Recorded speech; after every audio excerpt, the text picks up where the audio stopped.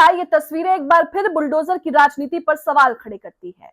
1965 में वक्फ बोर्ड में दर्ज ये पुरानी मस्जिद, सदियों पुरानी मस्जिद को आधी रात में बुलडोजर द्वारा जो है वो ढहा दिया जाता है।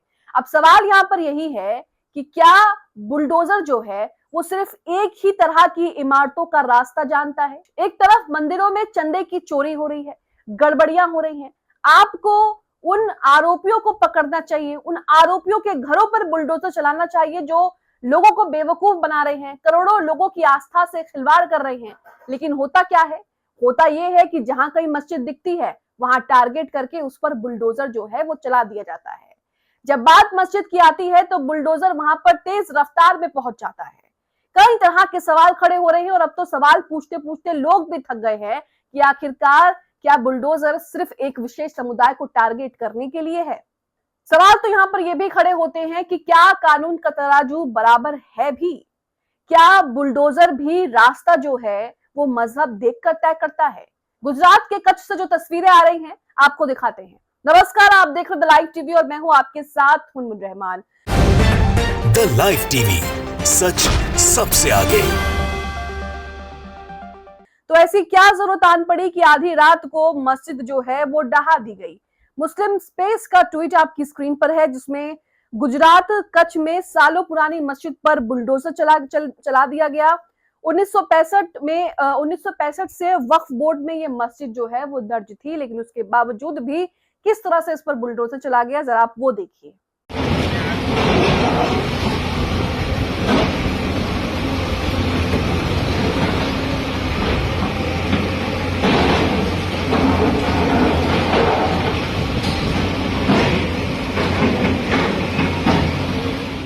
तो रात का अंधेरा है और रात के अंधेरे में किस तरह से बुलडोजर वहां पर पहुंच रहा है और मस्जिदों पर जो है वो बुलडोजर चलाया जो है वो जा रहा है। संभल में, यूपी के कई हिस्सों में, हर जगह पर जो है इस तरह की तस्वीरें अब आम होती जा रही है कि कहीं मदरसे दिख रहा है, कहीं मस्जिद है तो उस पर बुलडोजर चला दो। रातों रात जो है वो टीम इकट्ठी होती है पुलिस की और वहां पर जो है वो बुलडोजर चल जाता है। एक विशेष समुदाय को टारगेट करना, एक विशेष समुदाय के मस्जिद, मजार, दरगाह, मदरसों को टारगेट करना कितना सही है? आप देखिए कि कितने लाखों करोड़ों मुसलमानों की आस्थाओं के साथ जो है वो खिलवाड़ हो रहा है। इसी बीच आरमूर से कुछ तस्वीरें सामने आ रही है जो कई तरह के सवाल खड़े करती हैं।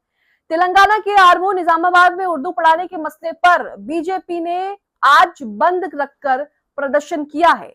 उर्दू हिंदुस्तान की दूसरी सबसे ज्यादा बोली जाने वाली जबानों में शुमार है और कई रियायतों में दूसरी सरकारी जबान का दर्जा रखती हैं। इसके बावजूद ये सियासी मसला जो है इसे बनाया जा रहा है। अब सवाल कांग्रेस हुकूमत से है, क्या प्रदर्शन और रैली को बाकायदा इजाजत दी गई थी और दी गई थी तो ये किस तर्ज पर दी गई थी? अगर नहीं तो कानूनी कार्रवाई क्यों नहीं हो रही? अगर इजाजत दी गई थी तो किस बिना पर दी गई? कांग्रेस की खामोशी इस पूरे मामले पर कई तरह के सवाल खड़े करती है क्योंकि वहां पर कांग्रेस की सरकार है और कांग्रेस की सरकार में भी जहां पर मोहब्बत की दुकानें खुलनी चाहिए थी, मोहब्बत की दुकानें जहां पर हमें देखनी थी, वहां पर भी हम इस तरह का बीजेपी का जो है वो इस तरह से प्रदर्शन देख रहे हैं, इस तरह से पूरे मुद्दे को जो है भुनाया जा रहा है। तस्वीरें देखिए वहां पर किस तरह से उर्दू को लेकर बंद बुलाया गया है।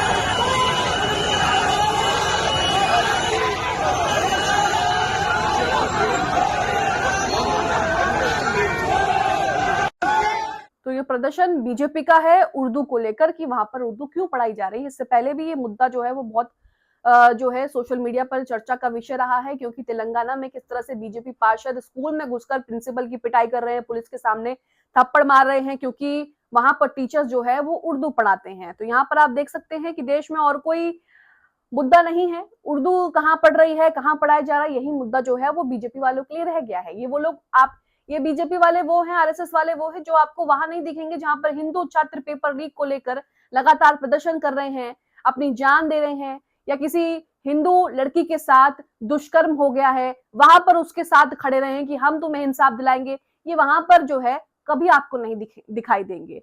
वही जंतर मंतर पर किस तरह से मुस्लिम छात्र जो हैं वहां पर जब पहुंचते हैं, मुस्लिम स्टूडेंट कुर्ता पजामा पहनकर, तो पुलिस उन्हें किस तरह से भगा रही है, जरा आप ये देखिए।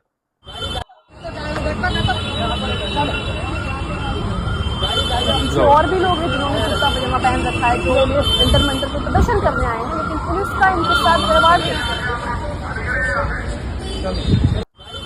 तो ये देख सकते हैं आप कि देश जो है वो हमारा किस तरफ जा रहा है। अब कई लोगों ने नाजी जर्मनी कैसी थी ये नहीं देखा, लेकिन अब वो पश्चिम बंगाल देख सकते हैं, ऐसा अवेश तिवारी का कहना है। जिसे देखना हो वो पश्चिम बंगाल चला जाए कि हिटलर वहां पर किस तरह से राज करता था। राजनीतिक हिंसा को जो दौर वहां चल रहा है वो 1947 में भी नहीं था। भीड़ जिसको पीट रही है वो टीएमसी का पार्षद है, इसलिए पीट रही है क्योंकि वो राजनीतिक विरोधी है। बंगाल में भाजपा के टारगेट सिर्फ दो तरह के लोग हैं, पहला तो मुसलमान है और दूसरा टीएमसी से जुड़ा कोई भी शख्स उनको मिल जाए। टीएमसी मुस्लिम नेताओं के साथ क्या हो रहा है ये भी आप देख रहे हैं, कमर पर रस्सी बांधकर उनका जुलूस निकलवाया जा रहा है। अब यहाँ पर टीएमसी का एक पार्षद है, भीड़ उन्हें किस तरह से पीट रही है, उनके मुंह पर कालिख पोत रही है, क्या हाल वहां पर बीजेपी वालों ने कर दिया है, जरा आप ये देखिए। जिसे पीट रहे हैं ये टीएमसी का पार्षद है।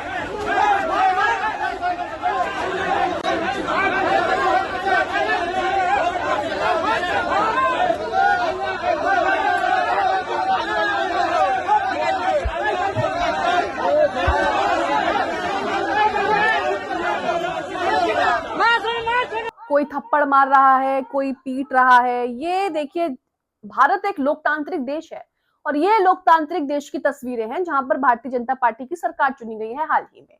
वहां पर किस तरह की तस्वीरें आ रही हैं, किस तरह से जो विरोधी सरकार थी, जो बीजेपी के ऑपोजिट सरकार बन गई, किस तरह से उनके नेताओं को चुन चुनकर कभी घर में घुसकर मारा जा रहा है, सर पर अंडे फेंके जा रहे हैं, उन्हें जो है बाकायदा परेड करवाई जा रही है, बाकायदा उनको सड़कों पर घुमाया जा रहा है।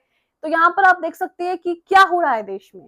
आपके पास और मुद्दे ही नहीं हैं, आप सत्ता में आते ही आपके ऊपर पावर का नशा इस कदर हावी हो जाता है कि आप अपने विरोधियों को जो है वो देख नहीं पाते। अपने विरोधियों की मार पिटाई आप कर रहे हो सड़कों पर, अपने विरोधियों को किस तरह से आप जो है उस सड़कों पर कमर में रस्सी बांध कर घुमा रहे हो, ये हाल पश्चिम बंगाल का हो गया है। वहीं आयुष मलिक आपको याद होंगे, जिन्होंने हिंदू धर्म छोड़ के इस्लाम धर्म कबूल कर लिया था, जिसके बाद किस तरह से सोशल मीडिया पर नफरती चिंटुओं ने, यहाँ तक कि गोदी मीडिया ने भी इसे बड़ा मुद्दा बनाने की कोशिश की। अब खबर आ रही है कि उसी आयुष मलिक ने हिंदू धर्म में वापसी कर ली है। जाकिर त्यागी का ट्वीट है जिसमें लिखा है, हिंदू धर्म छोड़कर इस्लाम धर्म कबूल करने वाले शामली के आयुष मलिक ने हिंदू धर्म में वापसी कर ली है। उसने अपनी दाढ़ी भी कटवा ली, तस्वीर आपके सामने है, और सिर का मुंडन भी करवा लिया है। उसने कहा है कि मम्मी पापा मैं आपकी परेशानी को देखते हुए इस्लाम धर्म को छोड़ हिंदू धर्म में वापसी कर रहा हूं। तो यहाँ पर आप देख सकते हैं कि किस तरह से ये मुद्दा कितना ज्यादा जो है वो गोदी मीडिया के लिए इंपॉर्टेंट हो गया था। अब आयुष मलिक जिन्होंने इस्लाम धर्म अपनी मर्जी से कबूल किया था, जो ये कह रहे थे कि मैं नमाज पढ़ता हूं, मैंने कई सालों से इस्लाम धर्म कबूल कर रखा है, जो ये भी कह रहे थे कि मैंने बचपन में जो है वो इस्लाम के बारे में जानना शुरू कर दिया था क्योंकि मुझे इस्लाम धर्म जो है वो बहुत ज्यादा पसंद था। वो कह रहे हैं कि मम्मी पापा की परेशानी को देखते हुए जो है मैंने फिर से हिंदू धर्म में वापसी कर ली है। इसी बीच एक तस्वीर आ रही है भोपाल से। मध्य प्रदेश के भोपाल में तो कुछ अलग ही चल रहा है, जहां युवाओं को रोजगार देने की बात होनी चाहिए, उनकी पढ़ाई लिखाई की बात होनी चाहिए, उनके हाथों में कलम होना चाहिए, किताबें होनी चाहिए। वहां कुछ हिंदूवादी संगठन जो हैं उनके हाथों में हथियार दे रहे हैं। अब हथियार देकर आप इन्हें किस चीज के लिए तैयार कर रहे हैं और किस तरह का देश में माहौल बनाया जा रहा है। तो यहाँ पर एमपी में शौर्य प्रशिक्षण शिविर में लोगों को पारंपरिक हथियारों के इस्तेमाल का प्रशिक्षण यानी कि उनको जो है सिखाया जा रहा है। भोपाल में 26 से 31 मई को 2 हिंदुत्ववादी संगठनों द्वारा आयोजित वीर हिंदू विजेता हिंदू शौर्य प्रशिक्षण शिविर में प्रतिभागियों को आग्नेयास्त्रों और पारंपरिक जो हथियार है उनका इस्तेमाल करना सिखाया जा रहा है। यहाँ पर तस्वीरें आप देख सकते हैं कि कुछ छात्रों के हाथों में जो है वो राइफल बंदूकें भी हैं और कुछ वहां पर जो है वो तीर चलाना भी सीख रहे हैं। तो ये तस्वीरों में देखिए कि देश का युवा किस तरह से उनका दिमाग जो है वो खराब करा जा रहा है, उनकी जिंदगी जो है वो बर्बाद की जा रही है। बहुत बढ़िया, बहुत बढ़िया, बहुत बढ़िया, शानदार। अभी जाना मत कोई वहाँ पे, रील बन जाएगी अभी उधर पीछे से बना लेना भैया। चलो कोई थोड़ा सा है ना ऊपर टारगेट करा करो। इसमें ज्यादातर आपको युवा ही दिख रहे हैं, 15-16 साल, या फिर यूं कहूं कि 18, 19, 20, 21 साल के। इस उम्र में लोगों को अपना करियर बनाना होता है, पढ़ाई लिखाई करनी पड़ती है, लेकिन उन्हें क्या पता, क्योंकि जिन जिन लोगों के पास डिग्री नहीं है वो डिग्री की अहमियत जो है वो समझ ही नहीं सकते हैं। कमेंट बॉक्स में इन खबरों पर अपनी राय जरूर दें।